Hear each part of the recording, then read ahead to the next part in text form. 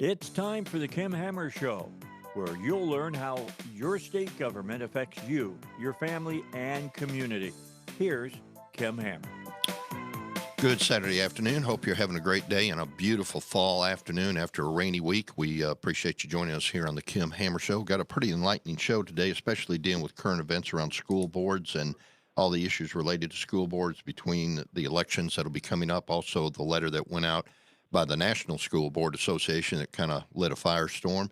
And today, my guests on the Kim Hammer Show are Dr. Tony Prothro, who is the Executive Director of the School Board Association, Dan Jordan, who is the Director of Governmental Relations, and Lucas Harder, who is the Policy Services Director, all for the School Board Association here in the state of Arkansas. Tony and Dan have worked at the Benton School District down where I lived before in the past, know them personally, and appreciate them. And Lucas have met before, but I appreciate all three of you gentlemen being on the Kim Hammer Show today to talk about these topics. Let's get right into it if we could. First of all, there was a letter that went out from the National School Board Association that kind of got a little bit of attention. So I want to distinguish first, just for the benefit of the Arkansas School Board Association, that letter did or did not originate from y'all?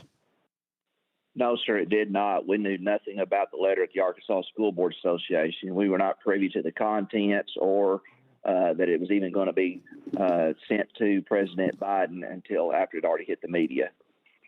So what your reaction when the letter came out? Well, there's been a lot of information that's come out since the letter went out. First of all, when you see the letter, there's some of the content in it, that's just talking about protecting citizens' rights, but then it went so far as to talk about terroristic threatening and hate crimes, which is not typically in Arkansas. And it also asked for a intervention, as President Biden, to intervene on behalf of school districts with the FBI, Homeland Security, and the Justice Department. And our opinion, here in Arkansas is we believe totally in local control. It is the role of the school board, the school district officials, to call on any security that may be needed. But once again, the letter is not typical in its description of Arkansas board meetings. In districts in Arkansas, school boards covet input from patrons. There's various avenues that they can gain input from the parents. And it's usually everyone on the same page. So it was not something that we approved of and basically disassociated ourselves from when it came out. So as far as what you know, and I mean, I've read the news articles, looking at it right now as we're having this interview, did the letter actually come out from the National School Board Association, or the board had not approved it, or are you privileged to know the background as far as how it was that letter was sent out? Because some of what's being discussed is that this was totally a politically motivated effort on the part of the National School Board Association, and it had no merit or any basis as far as what the National School Board Association represents in its core values. Is there anything you can shed in the way of light on that?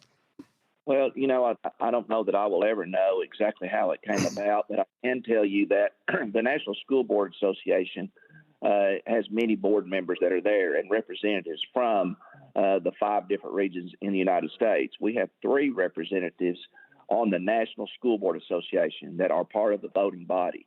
None of those knew that the letter was coming out, didn't know anything about it until the letter was aired. So this did not have the approval of the NSBA board or even the full executive committee, which is made up of the officers of NSBA. From what we can tell, it came from just a few people that sent this out without the approval, which is alarming. You would think that a letter to the president calling upon enforcement would get the full approval. You can look here in our state. If I was to send a letter to the governor asking assistance that he mobilize state law enforcement to come into school board meetings to assist, my board would for sure know about it before I sent that letter, if I even had the dream of sending a letter such as that. So this was very non-typical, really something that should have never happened without the knowledge. There were even states that were cited within the letter that had never been contacted prior to the letter, with instances that the letter had quoted. So it was really a misstep for the School Board Association. Since that time, they've come out with an apology. The apology was close to 3 weeks after the letter went out. So, once again, it shows you a little bit of the dysfunction at the National School Board Association to react so slowly. Yeah, and, it causes me to, somebody's not doing their job managing that place well, because for it to go 3 weeks and it to get out in the media the way it did, and the response time being 3 weeks, somebody's not doing their job as far as maybe reading the pulse of how this was going to be responded and reacted to. And that's not a criticism on you. And part of the reason I wanted to get y'all on the show today was to talk about the other issues, but also to start off with this issue to make sure that people in Arkansas understood that this did not originate out of Arkansas. And I don't want y'all to get blamed for something that you had nothing to do with. But let me ask you this too, because I want to ask the fair questions, but the tough questions. Did you correspond, or what was your correspondence with the national level, the National School Board Association? What did the Arkansas School Board Association do to say, hey, you guys are wrong on this, and this does not represent who we are as Arkansans? What did y'all do, if anything, as far as expressing to them your dissatisfaction? There was not just from us, Senator Hammer, but there were multiple states that sent out. We actually, as the executive directors of all the states, we had a conference call and sent a letter to or information to the National School Boards Association, which shows our discontent with the letter, the issues that it caused, and asked for immediate action on their part to remedy the situation. It's not long at all after the letter went out.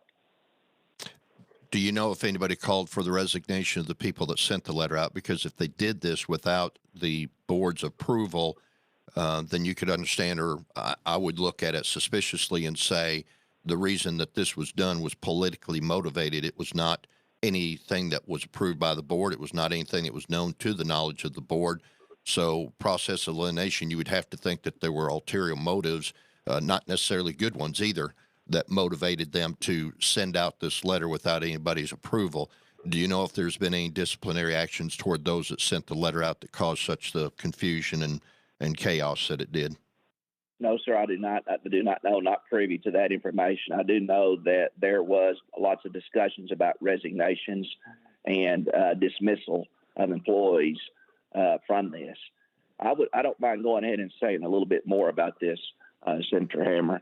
This is not an isolated event.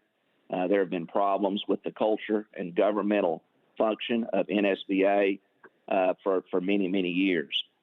Dues that were due July 1 of this year, the Arkansas School Board Association has not paid our dues as of yet. The final date we could pay our dues would be the end of December. But there are so many issues with NSBA that financially, culturally, governance-wise, that it's been an ongoing issue, and this letter is just an illustration of how out of touch the organization is with its member states. So what can you do to, would you dissolve the board? Would you and I know I'm kind of putting you on the spot, but we're just having a dialogue here. Would you move, or would enough state school board associations move to dissolve the board and reconstitute it in order to get it back on track? And what would that look like if that was to happen, as far as what you would expect out of the NSBA to message what their role is in education? Their role, if you could look on any website with NSBA with their core values are pretty straightforward. It's the following of those core values that is the issue. I can tell you that they've enjoyed 100% membership for many years. And at this point, there are 5 or 6 schools that have already dropped their membership from NSBA. And there are states that are actively pursuing. We don't know if NSBA can be salvaged, what would take place. But at the same time, I know that there are states that are out there that are looking for the possibility of starting a new organization that would be more in line with the values and the needs of the states. You said it exactly right. You would basically have to break NSBA down and recreate it because the culture is not such that you can move forward positively unless that takes place. Now, you mentioned that there are schools that have not paid their dues. Do individual schools pay their dues to the end? No, sir, not schools, states. States, No, okay. No school districts are members of NSBA. Okay. It is individual states, and they have enjoyed, they've enjoyed 100% membership for many years, but it's just gotten to the point that this was almost like the straw that broke the camel's back. There was, I don't want to get this wrong, but I think there were about 17 states that had not paid dues July 1, which is 3 months before this letter was issued. And you would think with states withholding dues that you would be walking on eggshells, but yet you still see how far gone it is. Well, and maybe it just needs to go ahead and have a quick burial and get it done, and you guys step up. And because I'll tell you that unfortunately it's kind of like I'm a state senator, but everybody wants to know what am I doing to solve things in Washington. I'm not a state. I mean, I'm not a national senator. I'm sorry, I can't think of the phrase. I'm not a Tom Cotton or a John Bozeman. I'm an Arkansas state senator, and there's a lot of times that we are expected to do things that are actually needed to be done at the federal level and can't. By the same token, you as the Arkansas School Board Association deal with some of the spillage from decisions that are made at the national level. I would think it would be within reason to encourage you. For my part, I'm just saying don't pay the dues until you get it the way you want it. Otherwise, you're going to continue to get maybe some of the backlash or backsplash from decisions that they make up there. Moving on, let's shift on. Is there anything else you want to say about that, about the letter? No, sir. I think we pretty much covered that. Okay. Well, I do have one other question. The Arkansas School Board Association, does it bother you as an organization to know that within the National School Board Association, there is at least a segment, a culture that has that mentality, that drafted that letter and sent it to President Biden to ask the FBI to get involved at the local level? Does that bother you as an organization regarding that culture existing at that level? And do we have that culture in the local level under which you have jurisdiction? Well, I think I've been pretty clear about my dislike of the letter, the contents of the letter, the culture that exists as NSBA. We all have clients, and we serve our constituency. And there's been many states that feel like they have not been serving their states, NSBA, on the part of NSBA, as they should. So no, we're dismayed with that. In Arkansas, I can promise you, the ASBA Board of Directors, there are 14 regional directors from 14 regions of the state, and they are elected by their constituents. Any decisions that we make of this type of magnitude, they would be in on that decision-making process. So we have a totally different culture and transparency as opposed to what the NSBA has. And that has been a problem that we have seen with NSBA for many, many years. The lack of communication to its board of directors, the lack of service to its states. It's almost like, at times, self-serving. It's almost what? Almost self-serving. Like okay. It exists for itself, And I don't want to be too harsh. There are some good things that's come from that. There has been some advocacy pieces. They put on some very good conferences that our membership enjoys, and what we really need in Arkansas, we need to continue with some work-alike groups. We need to continue with having good conferences that our membership can share and learn from people from other states, gain resources and ideas to bring back to their local school districts from these conferences. But we're at this point searching for a place to land, and do not feel comfortable at this point with NSBA speaking on behalf of the state of Arkansas. Very good. Well said. Let's move on. What the role of the school board when it comes to the local school district? School board members are elected, and I will tell you from my personal perspective, I think it is one of the most thankless jobs that a person can be elected to because of all the issues that the school board members have to deal with.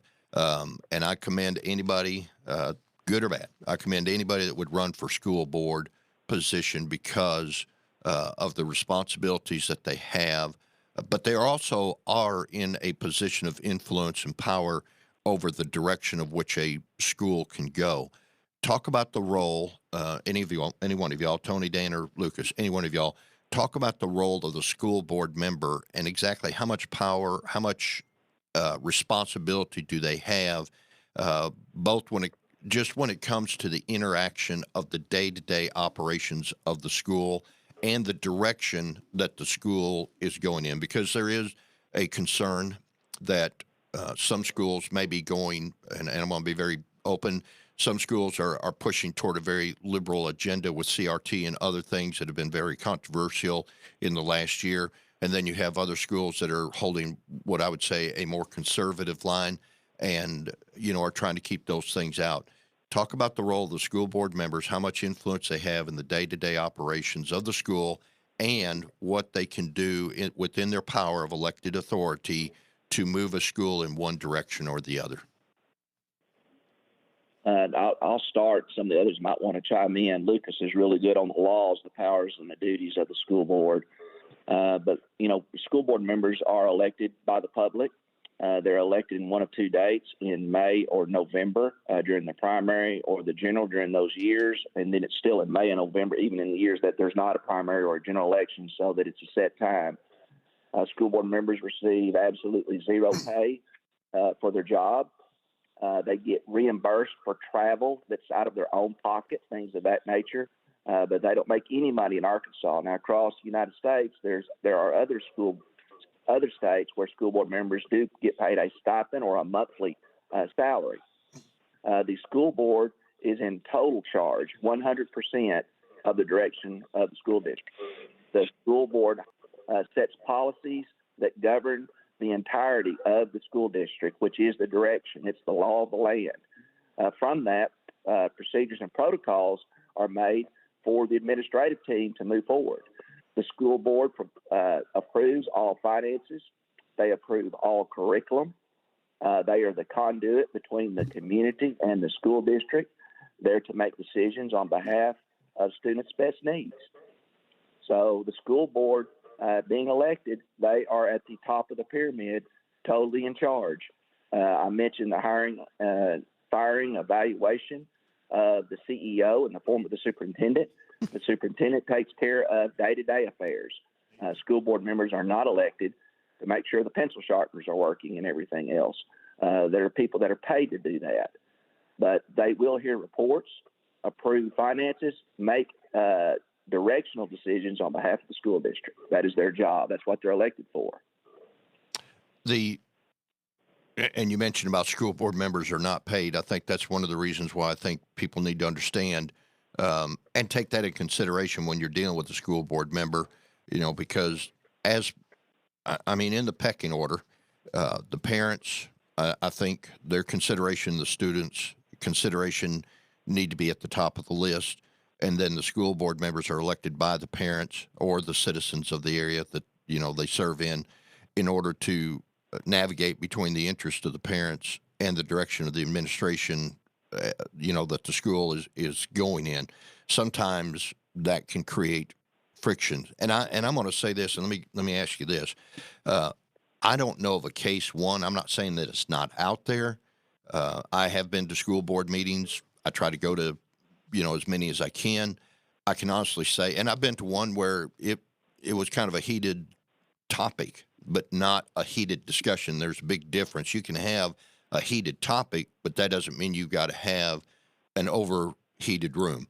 And, thoughts were expressed back and forth and things were said. And at the end of the day, the board made a decision, moved on.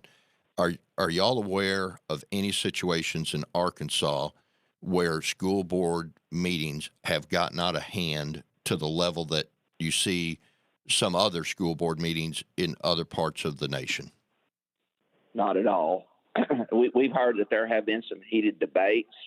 They've even had, from what I understand, if you looked at the papers, some meetings had to be recessed and come back later. But when you look at some other states that are out there. In the NSBA letter, when it talks about terroristic threatening and hate crimes, that's not been the case in Arkansas. We have passionate parents who care about the education of their children. And sometimes that can become a little emotional, but nothing to the level that was described in the letter or that we've seen in other states being out of control. Okay. As far as the school board and their responsibility, and let's talk about, some of the hot topics of late, critical race theory, Common Core curriculum, some of the different testing. Those are things that just come to the top of my mind over the last several years. Even bathrooms shared by men or by boys and girls.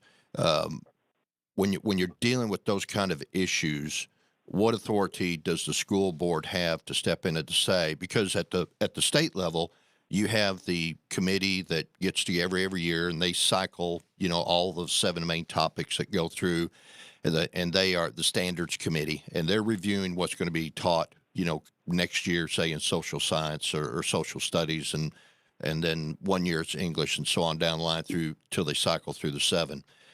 And so they make that decision at the state level, and as I understand it, it's passed down then to the local level.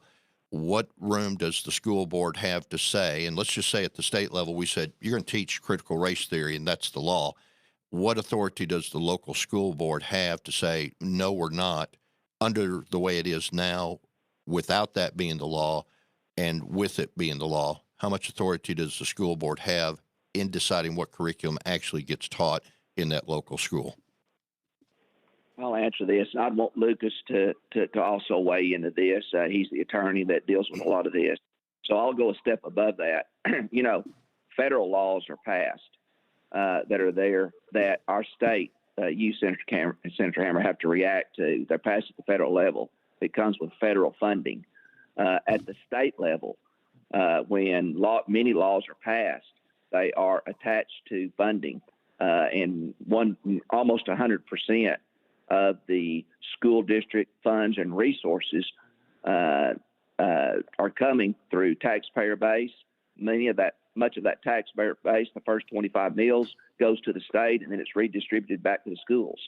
So if the legislature passes a law and it is attached to a funding mechanism of some sort, the school district will have no authority to be able to alter that.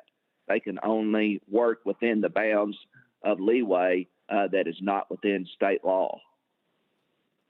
So do you think the federal government has too much interference at the local level? And when you talk about federal funding being tied to it, it's kind of like the borrower is servant to the lender. What choice do we really have given the magnitude of which we're dependent upon federal dollars into our local school system? That's a hard question, Senator Hammer. We've seen a swaying from far right to far left so much in the political arena in the last few years, and everyone kind of holds their breath. What's the next wave? What's it going to be like?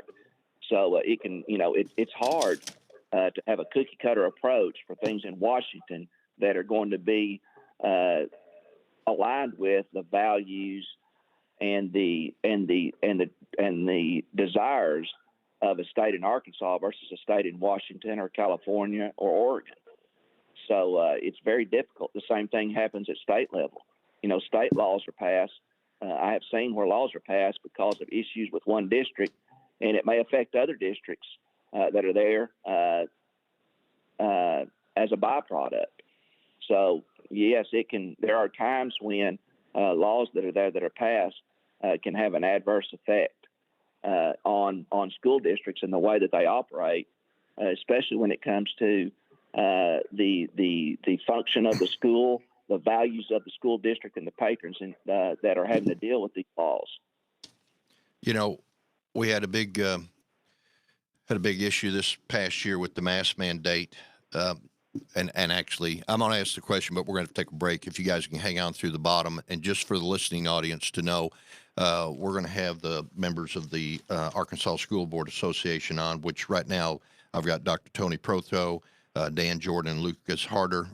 They are with the Arkansas School Board Association. If you just tune in, we've been talking about the letter that went out at the national level, having nothing to do with the Arkansas School Board Association. We're talking about the role of the school board. And then I want y'all to tell about when we come back from the break, talk about the rezoning. The one thing I want to leave the question with and give you time to think about your answer, and that is, with this past year, we had the issue of the mask mandate, and the debate was push it down to the local level, let the local school board decide how to handle it, or do we as state legislators take matters into our hands and say, okay, here's the law, you schools go forth and apply. We debate between control at the local level versus us at the state level, running interference and trying to build a buffer. What's the right balance between those two things? And when we come back, I want to talk about that. We're going to talk about the rezoning that's coming up because it's impacted it's impacted at least 73 schools. And then in about the last 15 minutes of the show, we're going to have on the AAA, because we're going to talk about AAA and some of the rules and some of the regs with some of the things that have been in the news this past week. I wanted to get that in for a discussion. So we'll be having Joey Walters call in, Deputy Executive Director from the AAA, here in just a little bit. Come back after the break to the Kim Hammer Show.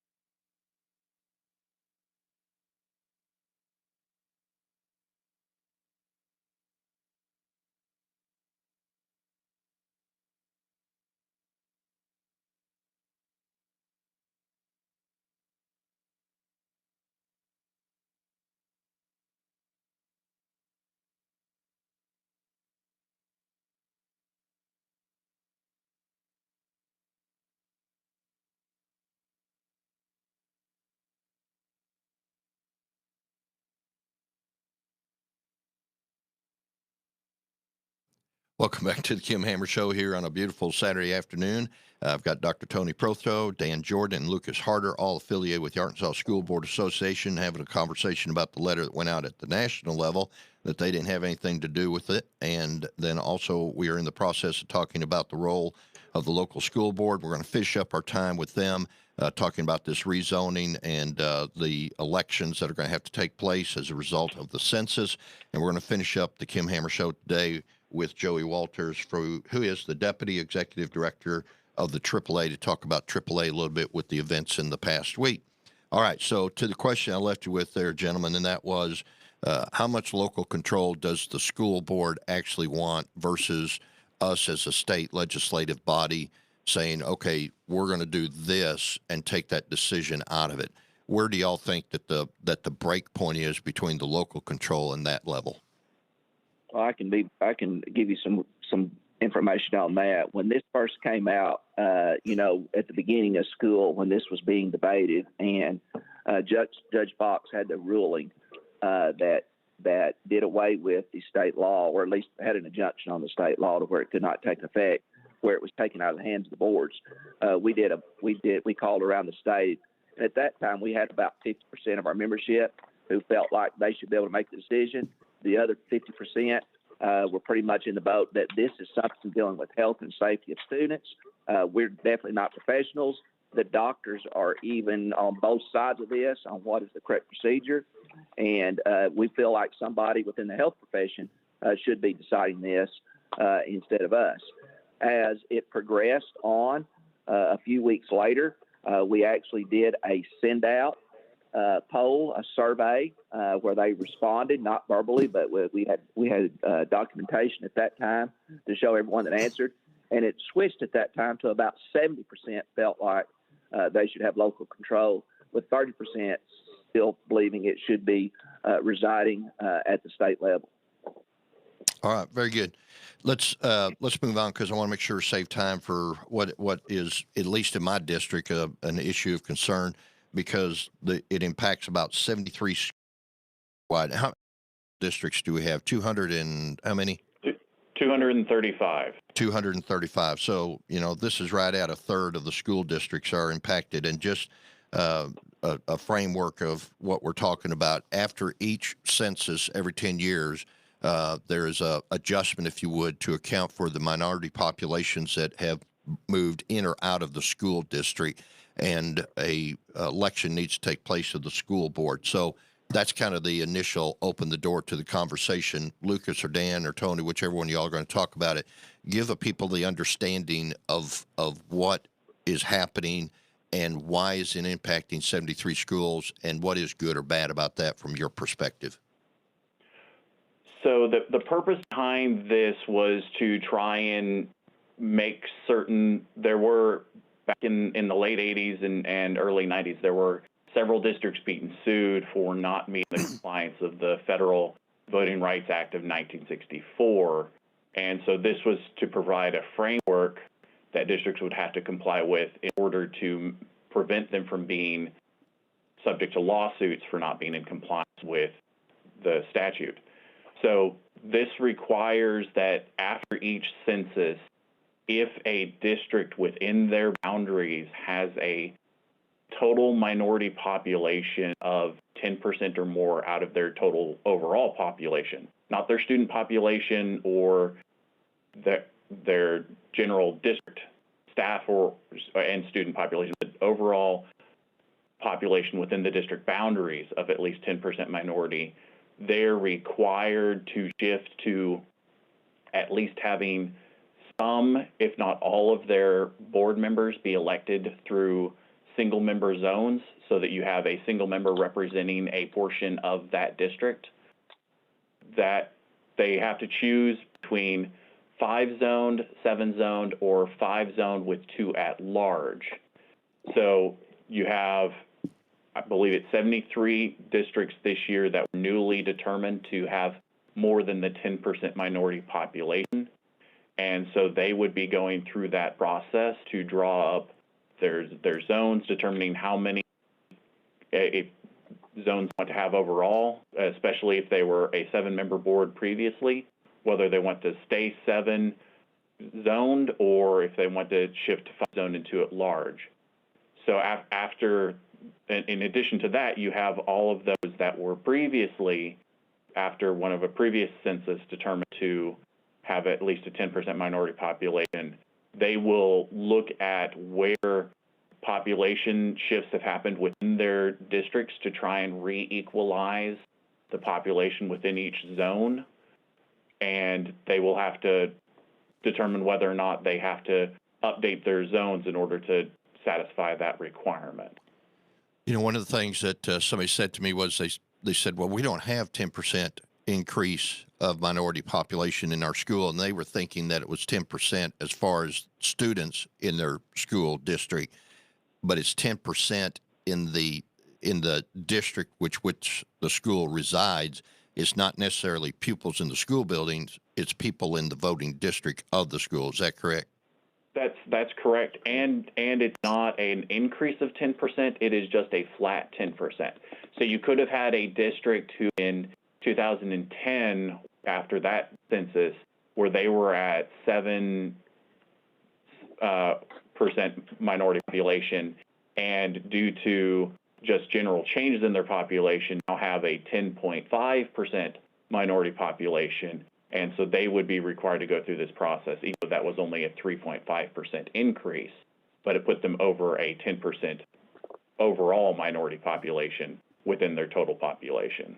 And I know sometimes when people listen to the Kim Hammer Show, they think you're a state senator. Yeah, I know the answers to all the questions. I don't. That's why I enjoy the show sometimes, because I get to have people on that I get an education as a result of just spending time one-on-one with folks. But as far as the number of school board members, it's 7 across the board, no matter what district you're in. Is that correct? It is either 5 or 7, or if you have more than 20,000 students within your district, you can choose to go to 9. But it has to be either 5, 7, or 9, unless you have something left over from a previous desegregation order or some other system that has left you an even number, such as there are some that have an even number. And then separate from the charter schools set their own, such as some have 10, some have 8. But for traditional districts, it's either 5, 7, or 9. Okay. And so let's take a school district that has, let's just use the number 7. We'll pick the one in the middle. We got school district that has 7. They were 9% last time around. Now they're 10.5. So now they've got to go through this. They got to go through this rearrangement, I'll call it. They actually get to draw up the zones themselves. Is that correct or not? It's a sort of. They are technically responsible for drawing the initial zones. They generally are supposed to work with a demographer, someone that is their job, so that they know how to lay down the population and review the zones and everything. And then that map that is reviewed by the board and adopted goes to the county election commission, who has to review and approve it. Right. And when it comes to that population of minorities, do they have to draw the zones to accommodate in order to create an opportunity for somebody of the minority population to be able to have an opportunity to serve on that school board? Or, well, that's the first question.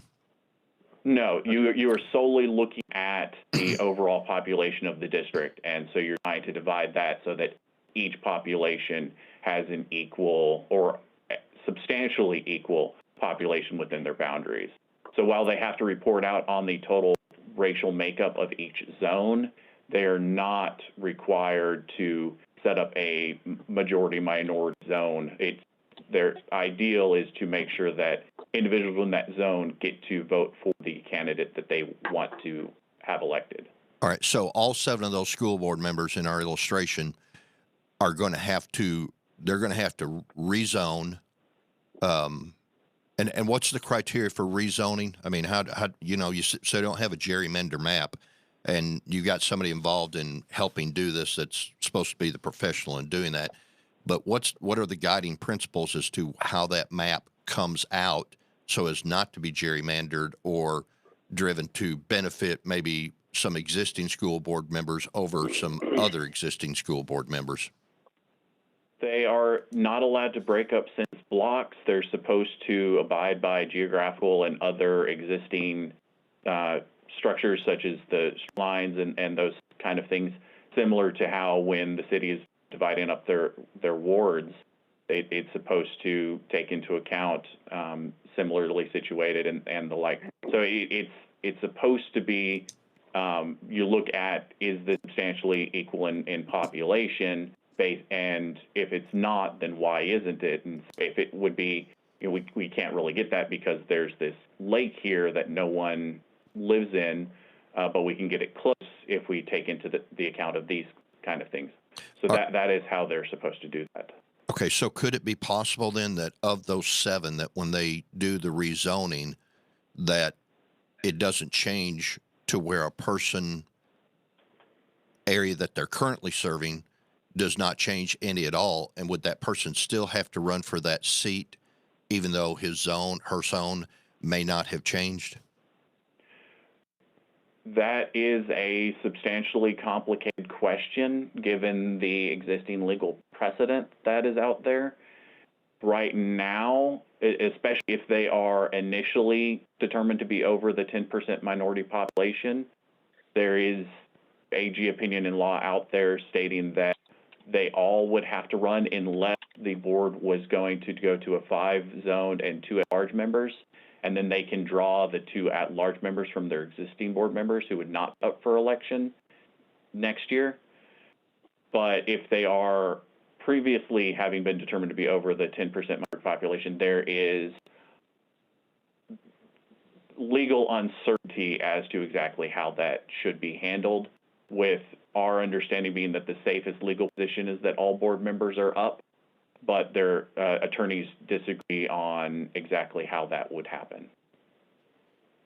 This is one of those things where you think, could it get any more complicated, and why does it have to be as complicated as it is? And I'm not saying that towards you or us as a legislative branch. It's the nature of dealing with government that sometimes things seem to get very convoluted and very complicated. So that school that has 7 then would have to make the decision either to draw 5 and then there would be 2 at large, or could they go and say, well, we're going to go from 7 down to 5, period, and 2 of y'all are just going to be out of luck? They could go down to 5 if they so chose. And you do have some districts that, because of, we talked about previously, board member is a volunteer elected position. They're not paid for it. Some districts have a very hard time getting anyone to run for positions, especially if they have someone who decided not to run or who resigned, and so they had a hard time filling a position. So if they were having a hard time getting positions in the first place, they have considered going down to 5 so that they're trying to have to find fewer people to run over the course of each election cycle. Okay. I tell you what, I got to wrap this up. I want to make a comment to what you just said, though. The only thing worse than not being able to find somebody to run is to put somebody in a seat who doesn't want to be there, doesn't want to know what it takes to be there, and doesn't want to do what's in the best interest of the school while they're there, but you got to put a body in the seat. And that is unfortunate because as time goes on, I think as we see, especially with the discussion at the national level, the role of a school board member is a important place to serve. You may not get paid anything, but as a school board member, you sit in a position to have great influence over your school and the future direction of your school. That could be good, that could be bad. That's the reason why we want good quality school board members in those seats when it comes to making the decisions that we've talked about today. Just real quick to wrap it up, let me ask you, what is a solution to a very convoluted, complicated situation that has sucked in 73 school districts that are having to deal with this? Any opinion or anything you want to share on that to close out our time? I'll jump in here. We've worked on a bill that we tried to get into the last session. It was House Bill 1939, and it was very last week of the session that you may remember, and it didn't have time to get through the process. And subsequent to that, we made an effort to get into the special session, and we kind of recrafted that bill, and it was House Bill 1975 that would have given adjusted some exemptions in addition to the ones that currently exist in statute. And since that time now, we've worked on a bill that we hope will be able to get in the call for the special session coming. That will lay out several other parameters, and I don't know how much time you have, but that will give some relief to concerned boards that we've heard from all over the state as out of concern for having to reelect all their members. Don't know how much time you have to go into that, but that's basically where we are. We have worked on a bill that will give some relief. Okay, let's do this, Dan. Is that Representative Hawks from Conway? Is that his bill? Correct. Yeah, he's worked hard on this. Let's do this. I'm going to have you back on the show, and let's get Representative Hawks on, because then he can talk through the content of the bill with you to give people an idea what we're looking at as far as a proposed solution, if indeed it could even get on the call. And let's handle it that way, okay? All right.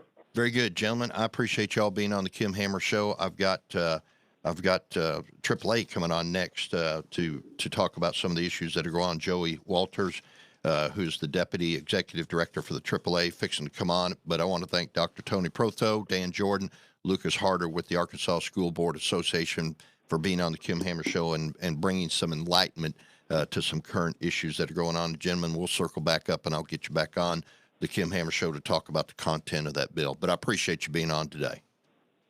Thank you. Thank you. Thank you. All right, y'all have a great Saturday. Next up, I've got Joey Walters, Deputy Executive Director for the AAA. Joey, thank you for being on the Kim Hammer Show today.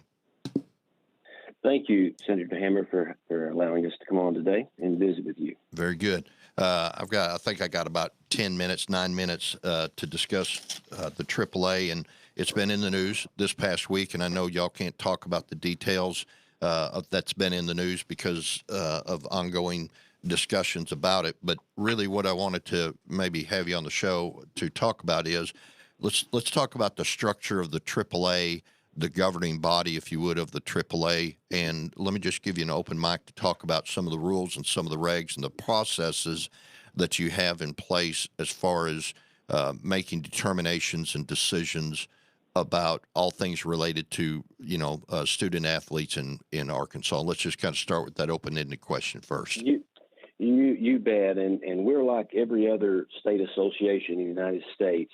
We were formed in the early 1900s by universities, and there was about 6 or 7 schools and some universities playing sports together as it became a way that schools could see that you could keep folks in school to go on beyond the 8th grade and hopefully go on to college. And in 1912, we broke off into our own entity, and it's always been ran by member schools.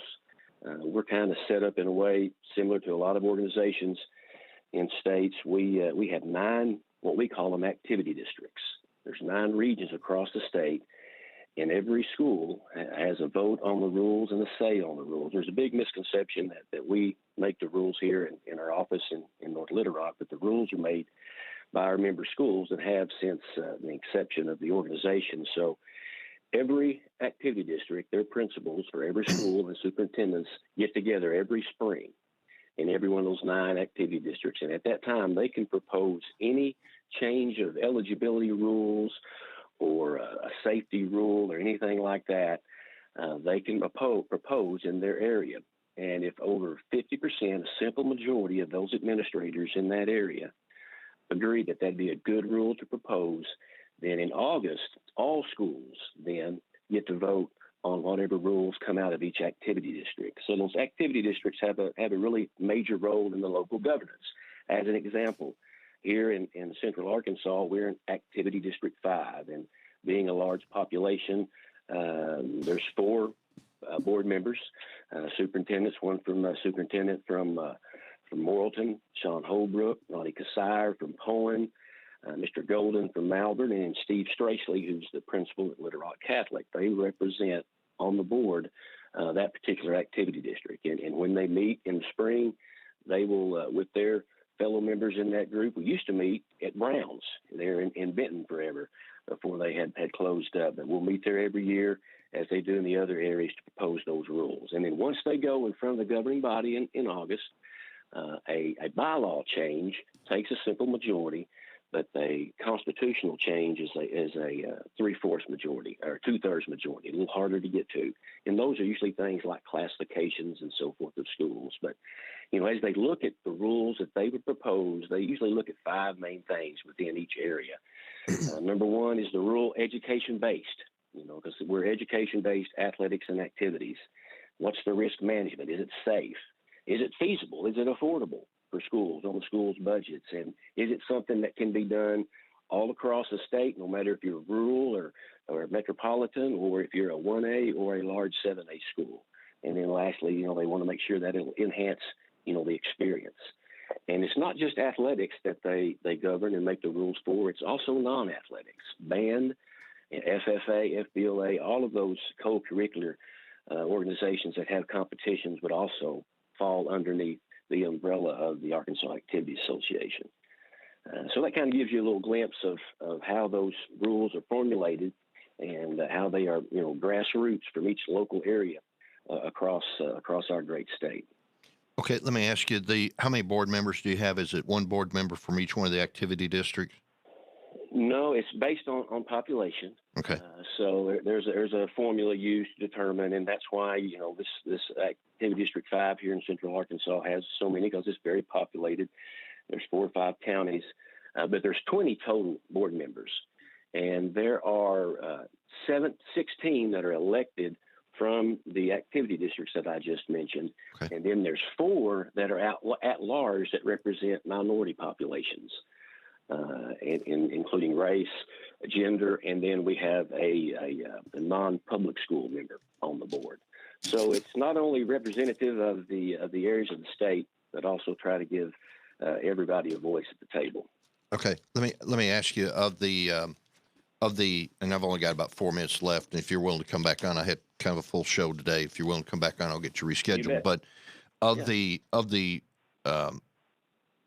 it's just administrators of the school. Are there not any athletic directors on your board, or why is it just administrators only and not athletic directors, or those that are actually dealing with the front line? You bet. Well, the reason is kind of like the universities with the presidents that are involved in theirs. It's individuals that have complete control as far as authority to administer throughout the school. Number one, basically they can look at personnel issues because they evaluate their personnel. Another reason that it's just administrators is because a large part of what we do, as I said earlier, is non-athletics. So the principals have authority over athletics and over the curricular activities that we have, whether it be the FBLA competitions, choir competitions, band competitions, quiz bowl competitions. So they have that responsibility for every, whether it be athletic or non-athletic activity that competes. That is why they are the ones that would be serving in those roles. Okay. And if you can't answer this question, I get it, because I think there is some ongoing activity associated with the case that's in the news this past week. Anything as far as the way the structure of the processes of the AAA and that situation or other situations, because you guys deal with situations all the time, that created the situation or could help resolve the situations. And I'm going to say situations plural because I know you deal with them all the time. So help people understand between the situations and the processes and where the conflict comes in that it ends up in the news. Well, as always, like I said, this organization has been around so long, and our handbook and bylaws are over, almost 90 or 100 years old. And they've been updated every year since then to evaluate and look at what the times consist of. And, as an example, we have in athletics now, it's being specialized. You have a lot of non-school activities that students participate in, whether it's AAU teams that are not school teams or club teams or personal training. And so rules have to be in place to kind of make sure that students are not attending schools for those athletic reasons being induced to go one way or the other. And there is an appeals process for rules.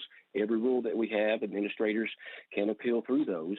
And in eligibility situations, there's always an appeal issue where superintendents or school districts can look at the issue of minors. A lot of the information we deal with, there's always a minor and all of their records and the things that are going on within their lives. And those administrators are the ones that can legally understand and talk about those to those individuals. And so they have a lot of ways that they can make decisions that are in the best interest of the student. All right. And that's what that appeals process allows. Okay, Joey, I'm out of time, but I'd love to have you back on. If you're willing to come back on, let's talk about that and some more some more issues around it. My guest for the last segment has been Joey Walters, who's the Deputy Executive of the AAA, and I appreciate you, Joey, taking time to be out on the Kim Hammer Show. Yes, just want to say thank you for everybody that's listening today. Hope that you'll share it. Go to the website, thekimhammershow.com. We have valuable information up there that you would want to be kept apprised with. And one thing I'm going to ask the School Board Association to do, and I meant to do this while they're on there, find out if those people were dismissed that sent that letter. I think it'd be good to know for our Kansans. Those people got fired for what they did. Appreciate you listening to the Kim Hammer Show. See you next Saturday.